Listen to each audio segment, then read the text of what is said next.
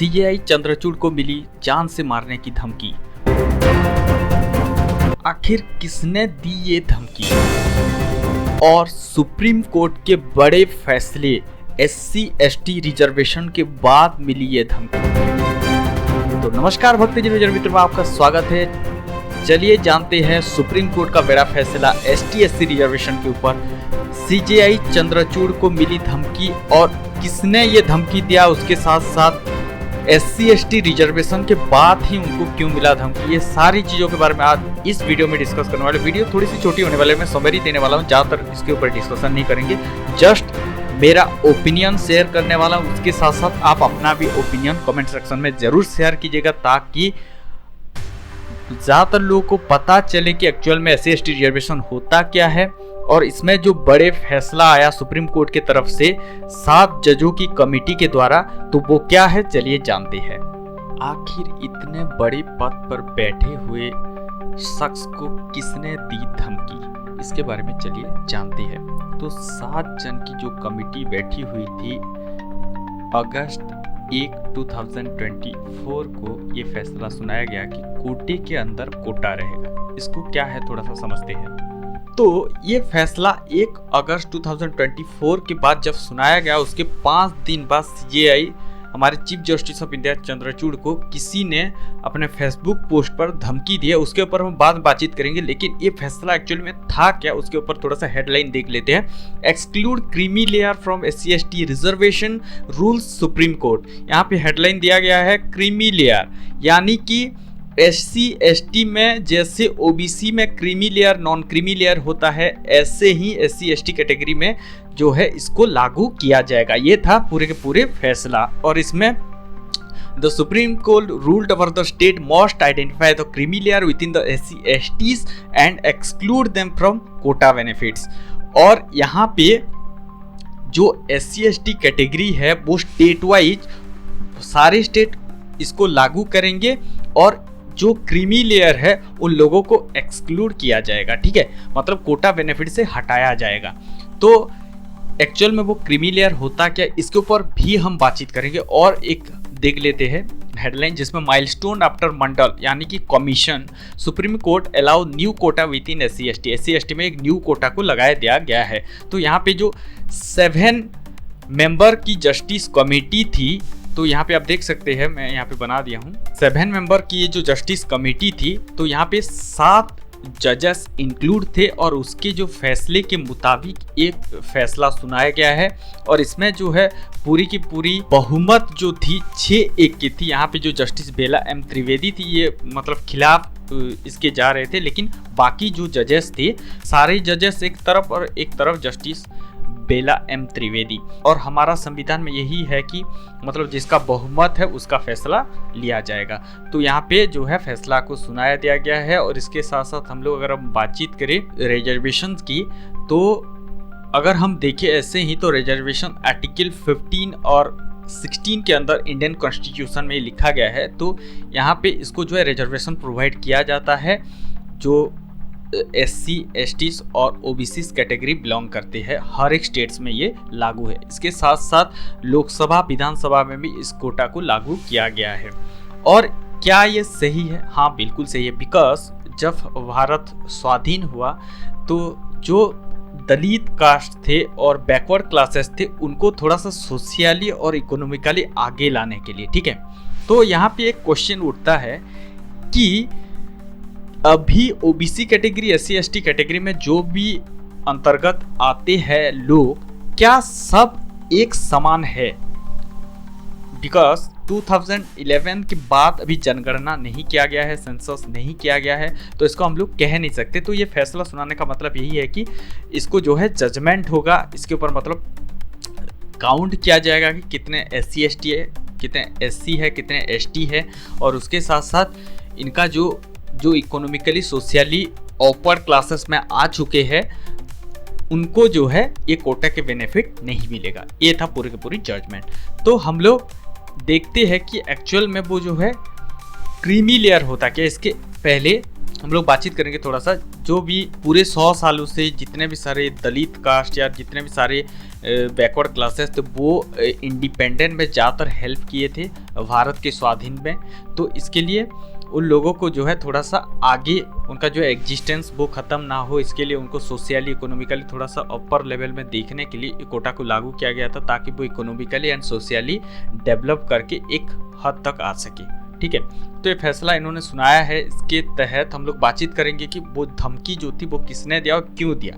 तो यहाँ पे हम लोग देख लेते हैं कि क्रीमी लेयर होता क्या है। क्रीमी लेयर की बात करें तो यहाँ पे जिसका कमाई 15 लाख से एबव होता है, ऊपर होता है पर एनम, तो उनको क्या क्रीमी लेयर के कैटेगरी में लिया जाता है, मतलब इनको जो है कोटा के फायदे नहीं मिलेंगे। तो ये ओबीसी में भी किया गया था एक हद तक, और इसको जो है अभी SC ST में भी लागू किया जा रहा है। मतलब ये कोटा का बेनिफिट एक्चुअली में इन लोगों को सोशली इकोनॉमिकली थोड़ा सा ऊपर उठाने के लिए किया गया था, और इसके लिए जो फर्स्ट जनरेशन काफ़ी हद तक ऊपर उठ चुका है वो अपने बच्चे को हेल्थ के तौर पे, मनी के तौर पे और शिक्षा के तौर पे जो है अपने बेनिफिट प्रोवाइड कर सकते हैं। तो वहाँ से जो है इस कोटा को उन लोगों के लिए हटा दिया गया था जो 15 लाख के नीचे है। उन लोगों के लिए एक्चुअली में नॉन क्रीमी लेयर जो है वो लोगों के लिए ये लागू किया गया था। मतलब जो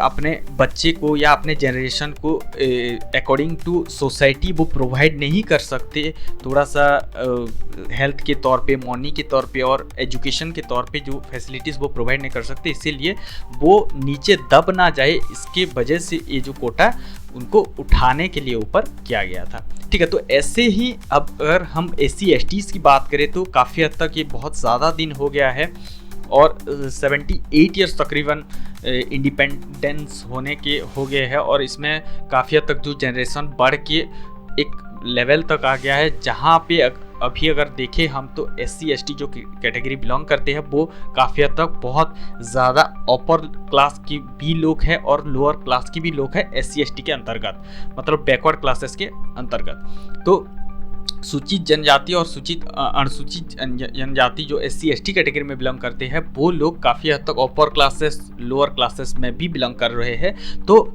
जो अपर क्लासेस में चला गया है वो अपने जनरेशन को खिला पिला सकता है, अपने जनरेशन को रोटी कपड़ा मकान दे सकता है। इसके लिए उन लोगों को क्रीमी लेयर के तहत लिया जाएगा, और बाकी जो क्लासेस बचे इसका जो काउंट होगा और इसके बाद जो है ये चीज़ों को लागू किया जाएगा क्रीमी और नॉन क्रीमी। अगर आप क्रीमी लेयर में आते हैं तो ये कोटा के बेनिफिट नहीं उठा सकते, अगर आप नॉन क्रीमी लेयर में आते हैं तो ये कोटा के बेनिफिट उठा सकते हैं। तो ये था पूरी की पूरी डिस्कशन। और अगर हम 2011 की बात करें तो यहाँ पे काफ़ी हद तक आप देख रहे होंगे जनरल कैटेगरी 41% बिलोंग करते, 40 पॉइंट समथिंग, और अगर हम बात करें SC ST कैटेगरी की तो 22% जो है बिलोंग करते थे। इसके साथ 27% OBC कैटेगरी और 10% जो है जनरल कैटेगरी से बिलोंग करते थे।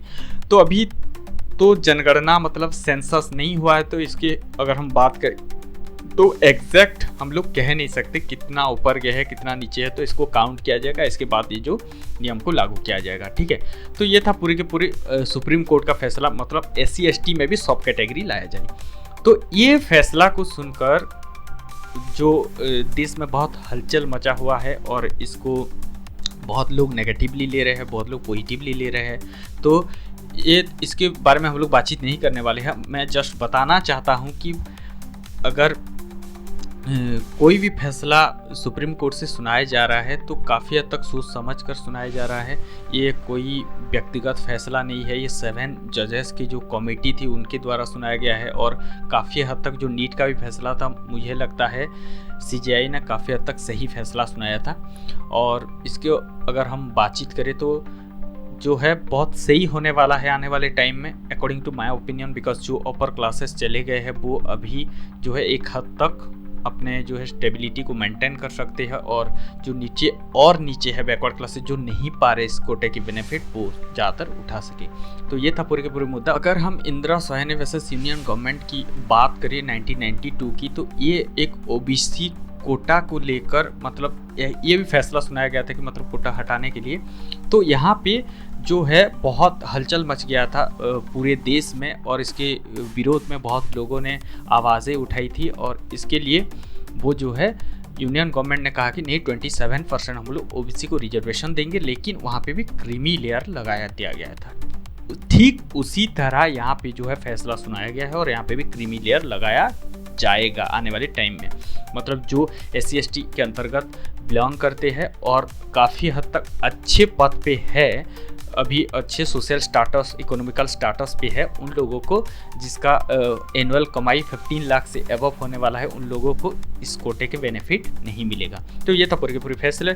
अगर हम बातचीत करें उन शख्स के जिन्होंने CJI chief justice of India Chandrachud को मारने की धमकी दी है, वो MP के रहने वाले भीमसेना के प्रभारी पंकज अतुलकर ने फेसबुक के पोस्ट के जरिए ये जो धमकी दी है और कहा है कि भारत की मुख्य न्यायाधीश को मार डालेगा क्योंकि उन्होंने अनुसूचित जाति और अनुसूचित जनजाति के लोगों को गुलाम बनाने का फैसला दिया है, जो संविधान का उल्लंघन है। ये कहते हुए उन्होंने ये धमकी दिया है। और यहाँ पे सुप्रीम कोर्ट के मुख्य न्यायाधीश DY चंद्रचूड़ को सोशल मीडिया पर जान से मारने की धमकी देने के आरोप में मध्य प्रदेश भीमसेना के प्रभारी पंकज अतुलकर को बैतूल से गिरफ्तार कर लिया गया। इसके बाद आरोपी को कोर्ट में पेश किया गया, जहां से उन्हें जेल भेज दिया गया। बैतूल के गंज थाना प्रभारी रविकांत डहरिया ने बताया कि मध्य प्रदेश भीमसेना के प्रभारी पंकज अतुलकर 34 उम्र के फेसबुक पोस्ट ने कहा कि वह भारत के मुख्य न्यायाधीश को मार डालेगा क्योंकि उन्होंने अनुसूचित जाति और अनुसूचित जनजाति को लोगों का गुलाम बनाने का फैसला दिया है, जो कि संविधान उल्लंघन है। दरअसल भीमसेना के प्रदेश संयोजक पंकज अतुलकर ने 5 अगस्त को अपनी फेसबुक आईडी पर सुप्रीम कोर्ट के मुख्य न्यायाधीश DY चंद्रचूड़ को जान से मारने की धमकी दी और अनुसूचित जाति एवं जनजाति के लोगों को भड़काने वाली पोस्ट डाली। इस मामले में थानागंज में धारा 196 1 351 3 BNS 66 IT एक्ट के तहत मामला दर्ज किया गया है और विवेचना शुरू कर दी गई। जांच के दौरान आरोपी पंकज अतुलकर को पुलिस ने गिरफ्तार किया। आरोपी के मोबाइल फोन भी जब्त किया और CJM न्यायालय में पेश किया गया। न्यायालय ने आरोपी पंकज अतुलकर को जेल भेज दिया गया। बता दें कि सुप्रीम कोर्ट के 7 जजों की हालिया एक फैसला का कहा कि राज्य सरकार अनुसूचित जाति और अनुसूचित जनजाति से सब कैटेगरी बना सकती है, जिससे मूल और जरूरतमंद कैटेगरी को आरक्षण का अधिक फायदा मिलेगा। अदालत ने कहा कि कोटे में कोटा असमानता के खिलाफ है। ठीक है, तो ये था पूरी की पूरी जो है इसके बारे में। तो हम लोग अगर देखें तो मैं यहाँ पे ओपिनियन देना नहीं चाहूँगा, आप अपना ओपिनियन यहाँ पे बताएंगे कि ये फैसला जो सुनाया गया है ये काफ़ी हद तक सही है या नहीं है। ठीक है, तो वीडियो को एंड करते हैं और मिलते हैं और एक नई वीडियो में कुछ इसी तरीका का इन्फॉर्मेशन के साथ। हमारे साथ जुड़े रहिए और हमारे साथ जुड़ने के लिए दिल की गहराई से प्रेमपूर्वक धन्यवाद।